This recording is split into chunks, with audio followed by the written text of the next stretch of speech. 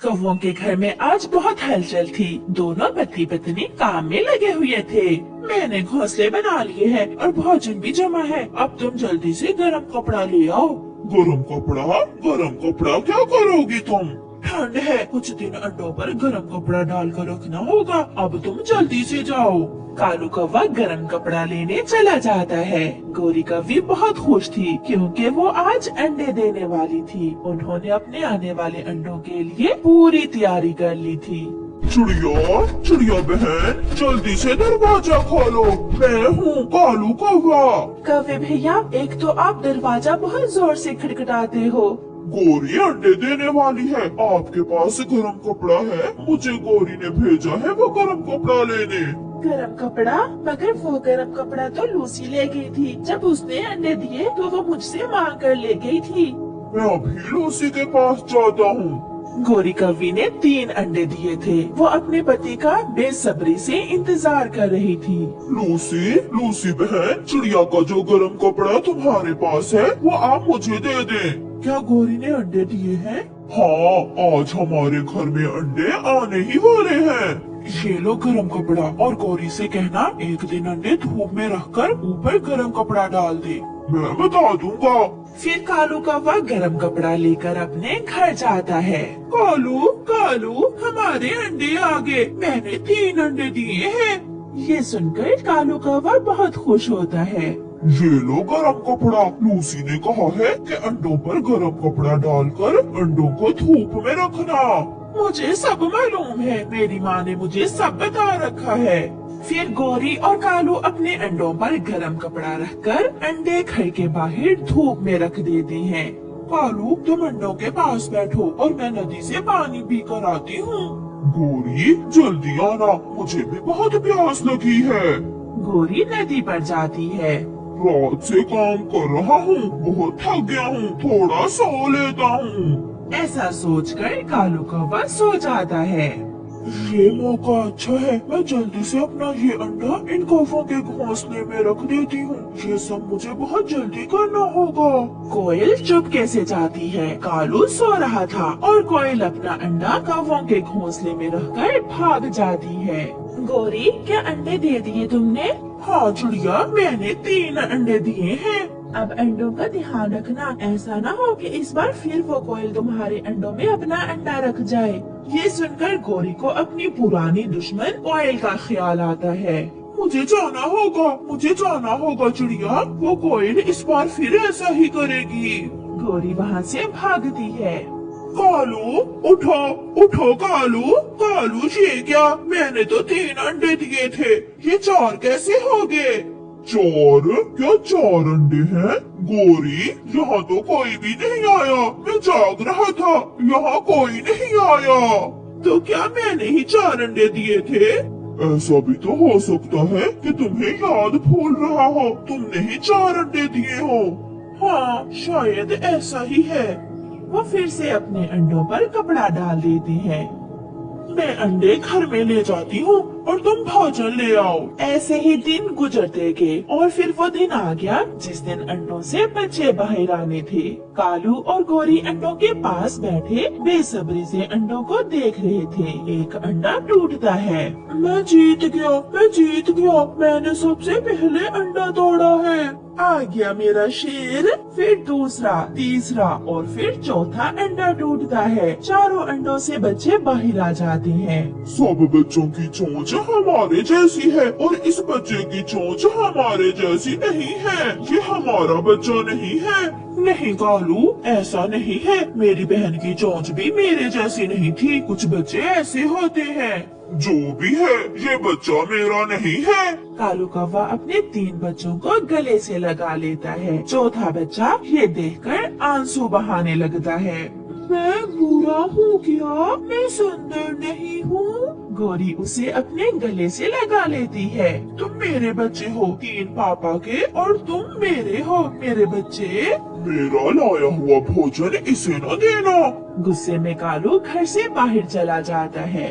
और फिर दिन गुजरते गए। कालू कौवा अपने 3 बच्चों से बहुत प्यार करता, मगर उस चौथे बच्चे से प्यार न करता।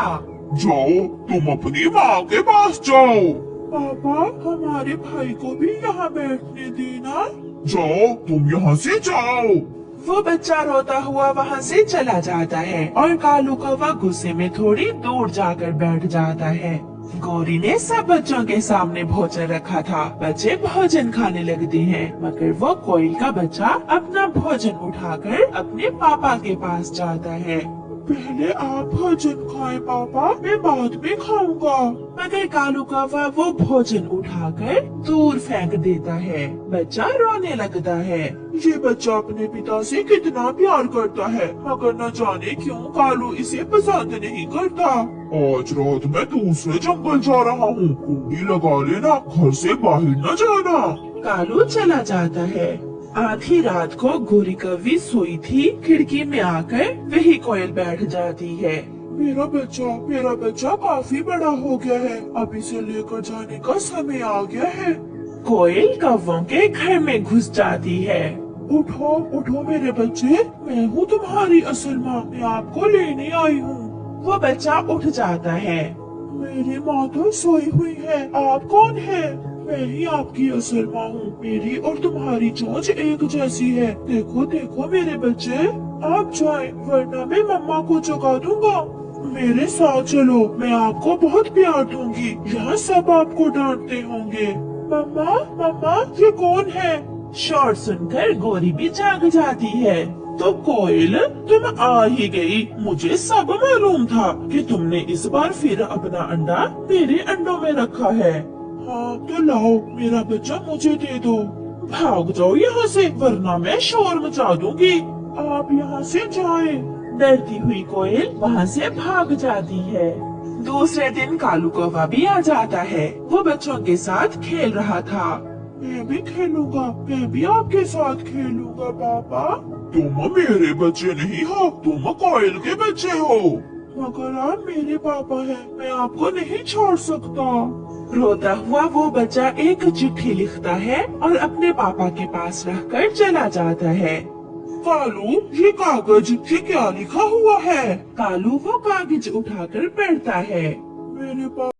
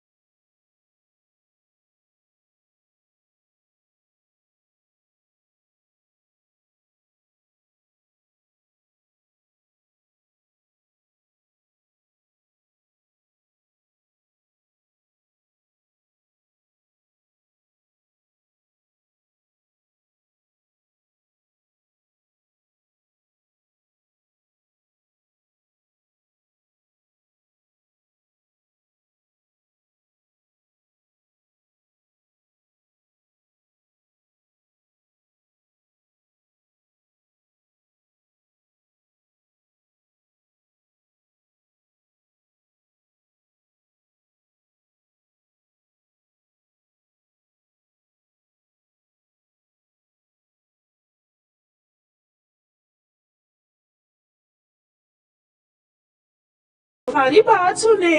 बहुत काम है, जल्दी बताओ चिड़िया, क्या बात है? इन पेड़ों पर हमारे घर है, आप ये पेड़ क्यों काट रहे हैं? ऊपर से ऑर्डर है, सरकार यहाँ से रेल की लाइन गुजारना चाहती है। जो जो पेड़ रास्ते में आएगा वो तो कटेगा ही। ये सुनकर सब पक्षी डर जाते हैं। आप ऐसा ना करें, हम मर जाएंगे। अगर बस्ती की तरफ जाए तो इंसान बंदूक चलाते हैं। इस जंगल में तो हमें सुकून से रह लेने दे। मैं कुछ नहीं कर सकता, ऊपर से ऑर्डर है। ऐसा कहते हुए इंसान फिर से अपने काम में लग जाता है। रात होने को थी, इसलिए सब पक्षी अपने अपने घरों को चले जाते हैं। सारी रात चिड़िया सो नहीं पाती। मम्मा, आज आप इतना परेशान क्यों हैं? गुड़िया बेटी, इंसान जंगल में आ गए हैं, वो सब काट देंगे, वो सारे पेड़ काट देंगे। मम्मा, इंसान ऐसा क्यों कर रहे हैं? सरकार का आदेश है, वो इस जंगल से रेल की लाइन गुजार रहे हैं। मम्मा, कल आप किसान के पास जाए और किसान से कहें कि राजा तक आपका संदेश पहुंचाए। अपनी बेटी की बात सुनकर मम्मा चिड़िया खुश हो जाती है। हाँ बेटी, आपने ठीक कहा, हम कल किसान के पास जाएंगे। सुबह हो जाती है। चिड़िया, कौवा, मिट्ठू और कबूतर बैठे हुए थे जब वहाँ बुलबुल रोती हुई आती है। मेरा घर टूट गया, मेरा बच्चा मर गया, पेड़ के नीचे दबकर मेरा बेटा मर गया। मेरा क्या दोष था? उन इंसानों ने ऐसा क्यों किया? एक ही सांस में बुलबुल सब बताती है। हौसला रखो बुलबुल, हम सब भी इसी बात को लेकर परेशान हैं। जालिम इंसान ये नहीं जानता कि पेड़ काट देने से उनका अपना जीवन भी खतरे में है। आज पेड़ काट कर वो हमारे बच्चे मार रहे हैं, कल इंसान के अपने बच्चे भी सुरक्षित नहीं रहेंगे। चिड़िया, इससे पहले कि देर हो जाए, चलो हम किसान के पास जाते हैं। फिर चिड़िया, कबूतर, कौवा और मिट्ठू उड़ते हैं। वो सीधे किसान के पास जाते हैं। किसान और उसकी पत्नी खेतों में काम कर रहे थे। चिड़िया किसान से कहती है, नेक दिल किसान, हमारी फरियाद सुने, हम बहुत मुश्किल में हैं। चिड़िया की आवाज सुनकर किसान अपने बैल रोक लेता है। बताओ चिड़िया, क्या समस्या है? आप सब इतना परेशान क्यों हैं?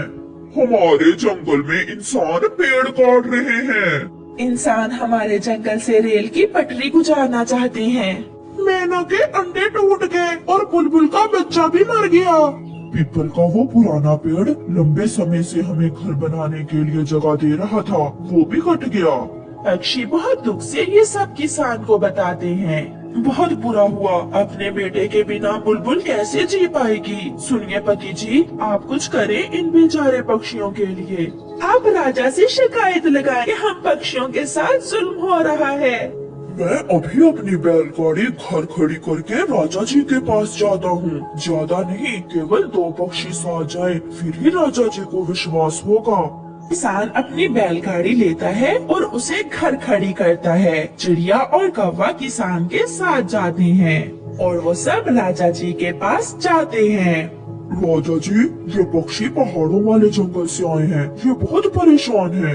राजा जी, जैसे ये आप इंसानों का घर है, ऐसे ही जंगल हमारा घर है। हम पक्षी पेड़ों पर ना रहें तो कहाँ जाएं? मगर इंसान हमारे जंगल में पेड़ काट रहे हैं।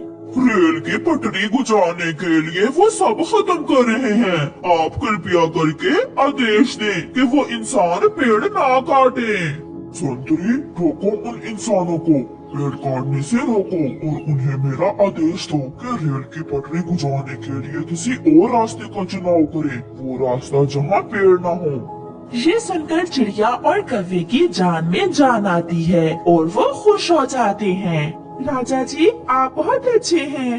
मुझे माफ करो पक्षियों, हम इंसान काम करते समय ये भूल जाते हैं कि हमारी तरह आप पक्षियों का भी अपना जीवन है, घर है, परिवार है। फिर चिड़िया, कौवा और किसान खुशी खुशी वहाँ से वापस चले जाते हैं। वो सब दोस्त वापस जंगल में पहुँच जाते हैं। काम रुक गया था। इंसान वहाँ से ट्रक लेकर जा रहे थे, मगर जो नुकसान हुआ वो भी कम न था। पीपल के पेड़ के बिना जंगल खाली खाली लग रहा था।